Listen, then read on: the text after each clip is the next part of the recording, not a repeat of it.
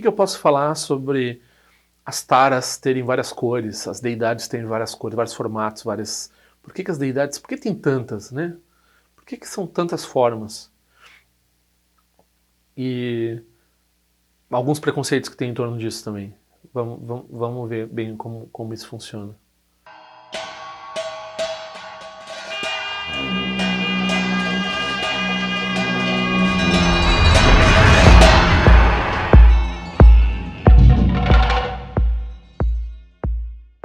Eu quase não fiz esse vídeo sobre esse assunto porque é muito vajrayana, né?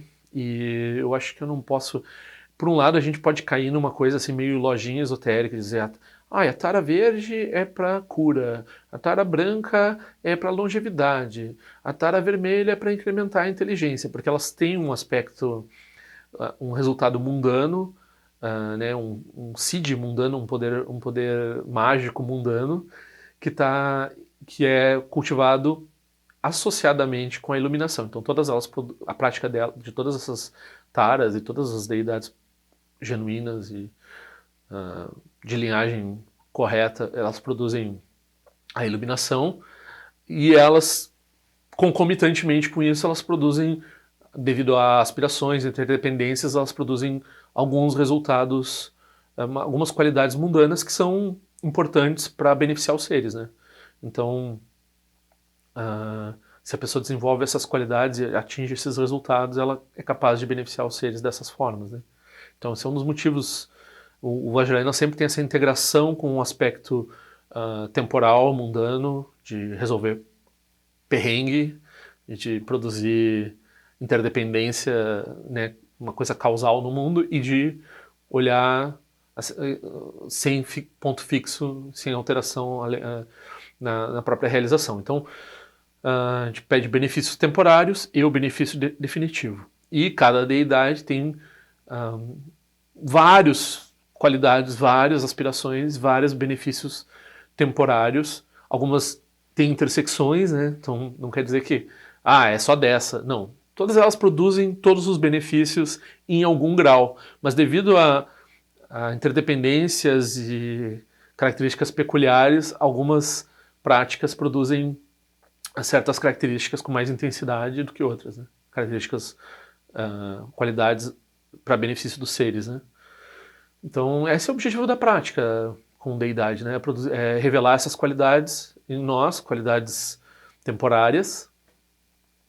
Por exemplo, por que é bom longevidade? Longevidade é bom porque a pessoa tem mais tempo para praticar nessa vida, você não sabe como é que vai ser na hora da morte, né? Então a pessoa tem uma vida longa para fazer mais prática, né? Então cada uma dessas coisas, se ela tem uma motivação dármica, ela pode ser o resultado mundano de uma dessas práticas, né? Então, mas é um pouco limitante falar das cores e das deidades com... É um pouco como eu estava falando no vídeo do preconceito, assim, vira uma coisa meio enquadrar, né? A gente vai conhecer a deidade fazendo prática e ouvindo o Lama falar sobre isso muitas vezes. Então não é uma coisa assim que a pessoa pode ter uma ideia antes, daí no supermercado, assim, olha o rótulo, assim, né? Daí ela, será que eu quero isso, será que eu quero aquilo? Daí ela não.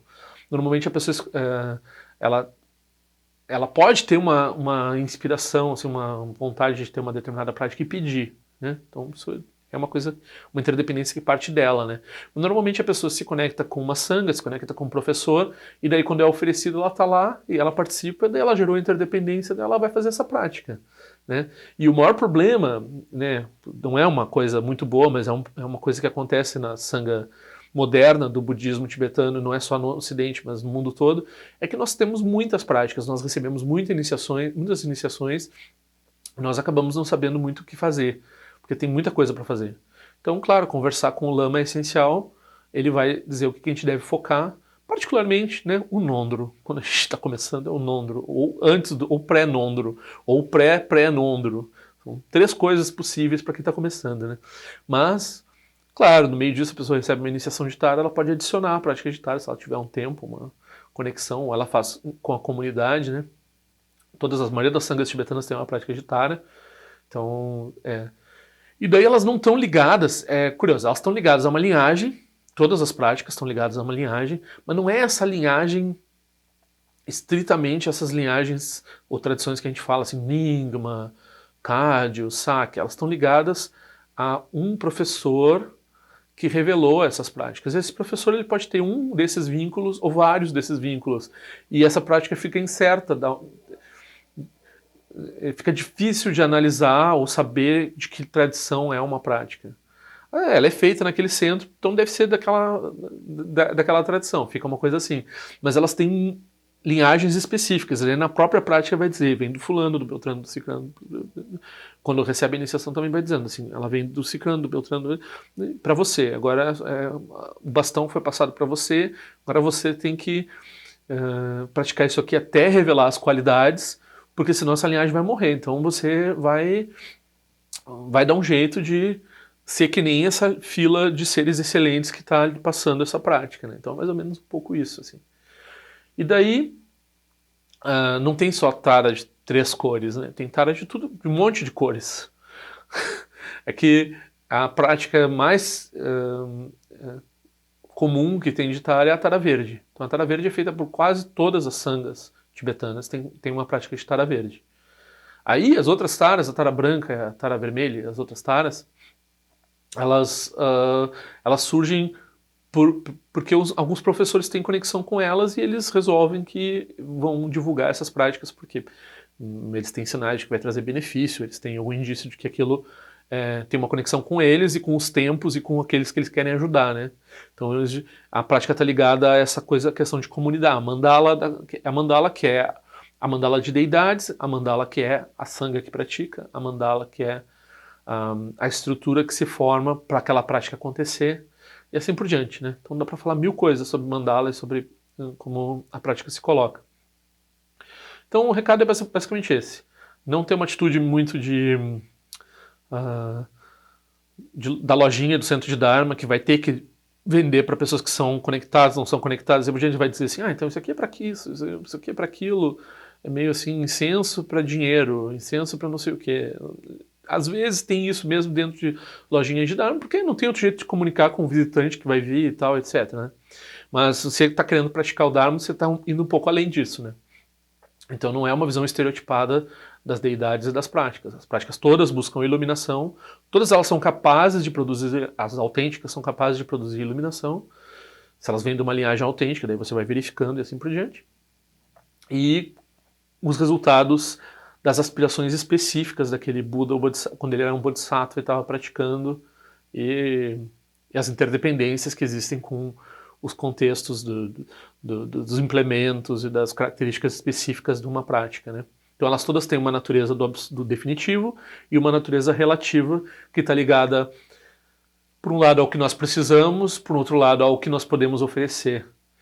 Da mesma forma, assim.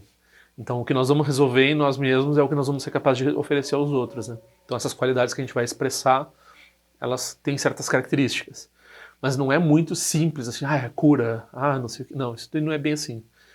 É muito mais intrincado e muito mais cheio de causas e condições e aspirações e é uma coisa que é para quando você, né, quanto tempo vai demorar para você realizar uma prática dessas? No mínimo 6 meses de retiro, normalmente 3 anos de retiro. 3 anos muitas vezes não é suficiente. Então a gente está falando para quem não vai fazer retiro, 20, 30, 40 anos de prática. E nesse meio tempo, aí você vai começar a conhecer a deidade, né? Então, e vai saber quais são as aspirações dela e assim por diante. E daí também, né, porque a pessoa que me perguntou isso, ela falou assim, eu pensei que a tara vermelha, que a tara verde era só daqueles fulano lá, que não sei o quê. Não, todo mundo quase tem nós temos tara verde por tudo que é lado. Tara verde é a principal tara. Aí, na sangha do Shagdu Gompa, tem a tara vermelha, que ficou popular aqui no Brasil, e por causa do Shagdu Gompa, por causa da atividade do Shagdu Rinpoche, né? Então a gente fala da tara vermelha porque era a prática do Rinpoche, a prática que ele publicamente ensinava de forma mais aberta, né? E a tara branca também tem várias tradições de várias linhagens, centenas, milhares. Às vezes elas têm formas diferentes, às vezes elas têm a mesma forma, mas o texto é diferente. Então é a mesma deidade, mas ela tem outra linhagem, ela tem outros aspectos, outro jeito de praticar. São um mundo de possibilidades, assim, são muitas. Quando a gente começa a conhecer isso, a gente não sabe mais nem catalogar de tanto que é, nem sabe classificar, nem sabe dizer. Daí a pessoa pensa, mas tem esse monte de coisa, por que é exatamente isso, né? Então, o Vajrayana, ele não é muito da generalidade, assim. Ele quer encontrar essa sua interdependência, essa sua especificidade. E isso é um pouco que vem da sua aspiração, da sua intenção e do quanto você quer se fixar naquilo, naquela coisa, naquela forma particular, né? Aquela forma particular, diferente das outras, assim. Então você quer focar nela, assim. Então isso é um aspecto. O Mahayana já vai dizer assim, não, o melhor é uma coisa que serve para todo mundo. O Vajrayana vai dizer assim, não.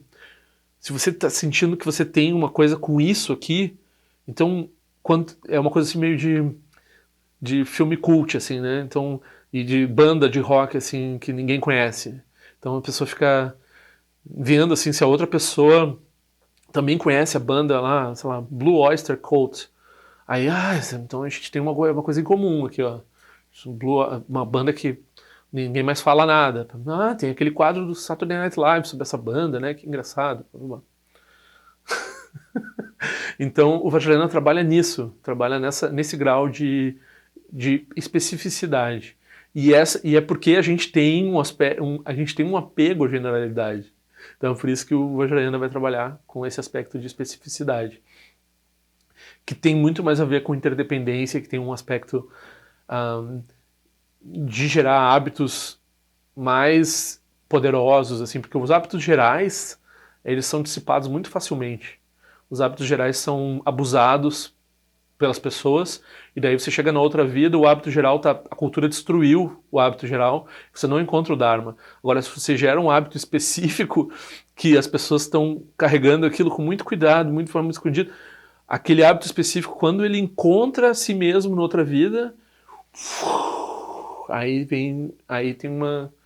Então tem um meio hábil extraordinário, assim, de trabalhar com a especificidade. A mentalidade estreita, a pessoa pensa, a especificidade é a mentalidade estreita. Não, é o contrário. A generalidade é uma coisa, é aquilo, serve para todo mundo. Se serve para todo mundo, é fácil de estragar. Se todo mundo faz a mesma coisa, se todo mundo come a mesma banana, vem um fungo, destrói a banana, acaba a banana. De fato, isso já aconteceu com uma forma de banana que existia, né? Então, as espécies, elas têm formas específicas, né? Para quando vem uma doença, não mata todo mundo. A população sobrevive a alguns porque tem uma diversidade genética, né? Então, o Vajrayana trabalha por aí. Assim. E daí como é que você está no meio disso? Você examina a sua mente, você examina o que está ao seu redor, e você vai, quando vem um gancho, você diz sim, e o gancho puxa você e você vai lá para a terra pura. Mais ou menos isso.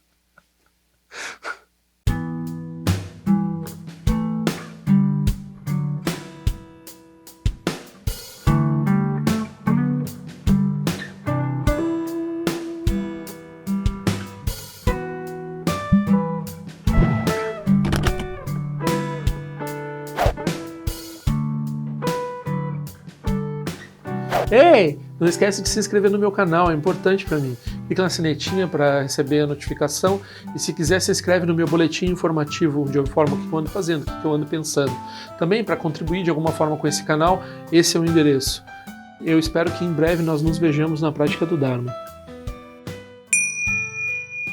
Ao longo de minhas muitas vidas e até este momento, todas as virtudes que tenho alcançado, inclusive o mérito gerado por esta prática e todas as que vier a conseguir, ofereço para o bem-estar dos seres sencientes. Possam a doença, a guerra, a fome e o sofrimento diminuir para todos os seres, enquanto sua sabedoria e compaixão aumentam nesta e em vidas futuras. Possa eu claramente perceber todas as experiências como sendo tão insubstanciais como o tecido do sonho durante a noite e imediatamente despertar para perceber a manifestação de sabedoria pura no surgir de cada fenômeno. Possa eu rapidamente alcançar a iluminação para trabalhar sem cessar pela liberação de todos os seres.